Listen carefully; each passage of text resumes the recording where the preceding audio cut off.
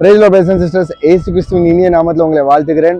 நீங்க பலன் பெறணும்னா கிருபையும் பெறணும். அதான் 2 தீமோத்தேயுல 2:1 சொல்லுது, குமாரனே நீ கிறிஸ்து இயேசுவின் கிருபையில பலன் பெறு. நீங்க உங்க சுய பலத்துல எது பண்ணாலுமே அது நடக்காது. சில பேர் நினைப்பாங்க, நான் நல்லா படிச்சிருக்கேன், நான் பாஸ் ஆயிடுவேன், நான் நல்லா வேலை பார்க்க, நான் வீடு கட்டிடுவேன், நான் கார் வாங்கிடுவேன். உங்க சுய பலத்தால உங்களால எதுவுமே பண்ண முடியாது. ஆனா கிறிஸ்து இயேசுவின் கிருபையில ஒரு பலன் கிடக்கும் பாருங்க. நீ சின்ன கார் யோசிப்ப, நீ பெரிய கார் வாங்கிடுவ.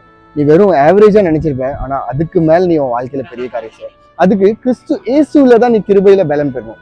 நீ உன் சொந்த பலத்துல எது செஞ்சாலுமே அது அவ்வளவு சக்சஸ்ஃபுல்லா இருக்காது. இன்னைக்கு நீங்க ஒன்னே கேளுங்க, அப்பா நான் உங்க கிருபையில தான் பல பெறணும், அந்த பலத்துல தான் நான் பெரிய காரியம் செய்யணும். என்னைக்கு கிறிஸ்து இயேசுவின் கிருபையில நீங்க பலன் பெறுறீங்களோ, அந்த பலனை கொண்டு நீங்க என்ன காரியம் செஞ்சாலும் அது ரொம்ப பெருசா இருக்குங்க.